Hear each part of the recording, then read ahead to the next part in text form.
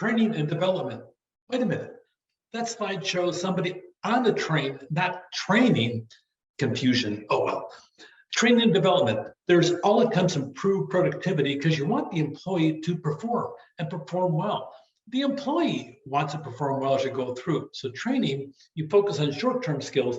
Developing is long-term skills. Short training, okay, development, long-term as you go through. Here's some of the most commonly used ones.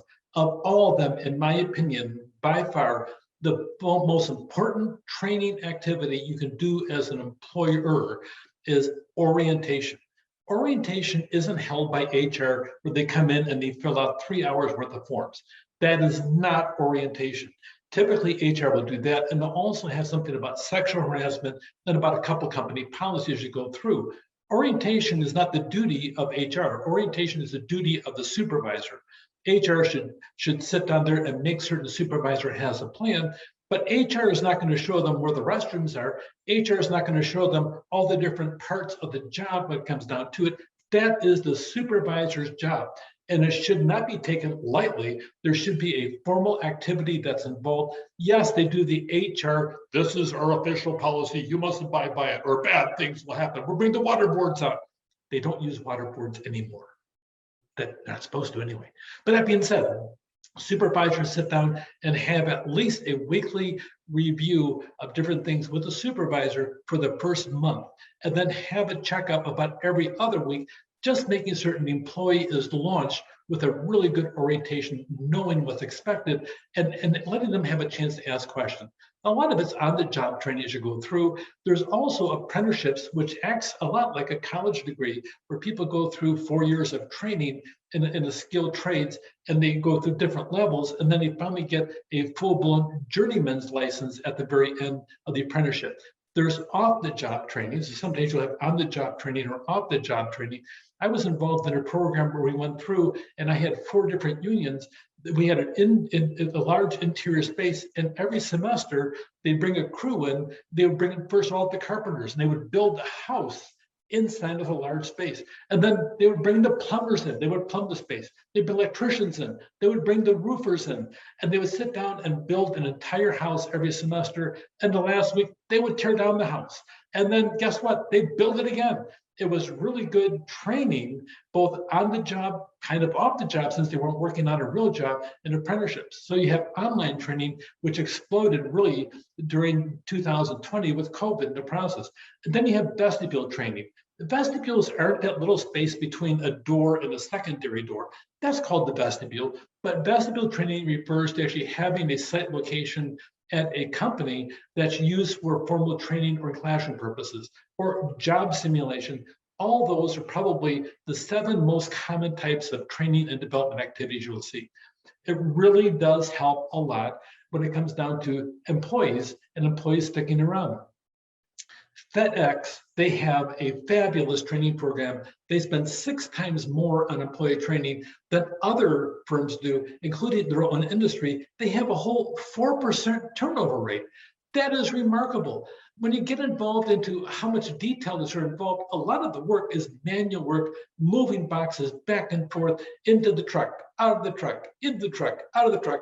It's not what I would call high-level, mentally dynamic work, except for the fact that somehow FedEx has some type of magic elixir where the employees want to stay, and they do a good job of making certain employees are engaged on a regular basis.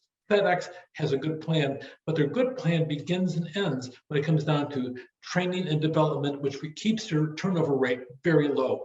Management development, you really want to sit down. There's a couple of things you can do, sometimes on the job coaching, and then understudy positions of, when I leave, this may be your job. You teach them the different parts of it. Be careful, they may stab you in the back in the process. Don't tell anybody. Job rotation, sometimes off the job courses and training as well. There's a whole series of things you want to develop somebody for the long term as to where they want to go. Remember that number, 74% of CEOs come from within the organization. A lot of times you want to also network, talking to other people. Hey, you're from so-and-so. I'm from over here. What do you do? I have a job just like yours over here. Tell me some of the problems. Networking really helps.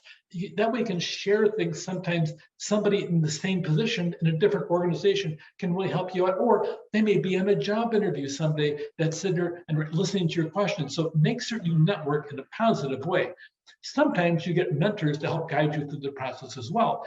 So you want to sit down and go through and look on those terms, but also look on diversity management development. By that, get to know people that think differently than you do. There was one person I know, he was probably one of the best finance people in the entire state of California for higher education, except if you gave him a test, he would never sit down and be your typical stereotypical person for a finance person. He did not think in a linear pathway. He was much more human relation oriented, but he got the job done better than the vast majority of people. That's why when it comes down to testing, always be careful about testing. Testing, you're trying to pigeonhole people in certain jobs, and sometimes pigeonholes don't work. So don't get locked into a mentality of this kind of person for this. By the way, that's called diversity. Open your mind up and stop thinking so narrowly. Think big picture, what is good for the organization, and sometimes get out of that stereotype. Now, we always view that stereotype as racially motivated. No, a lot of it is opinion motivated by an accountant should look like this, an HR person like this. Knock it off. Go back and keep your mind open. What kind of work will they do for your organization? That's about true diversity, making certain they have cognitive diversity in the workplaces you go through. A big part of also training is performance appraisal. Do an annual performance appraisal at least once a year, sometimes twice. Some places have 4 times a year. Some places say, we don't even need them. Usually, my experience is most supervisors do their best not to perform a performance appraisal until they want to fire somebody. A very popular version coming out again is the 360-degree review. Let's have 15 people review this. Well, that's come and gone multiple times, but every 20 years it comes back up. Let's have a bunch of people do that. That way, that person is set to be evaluated by people all around them.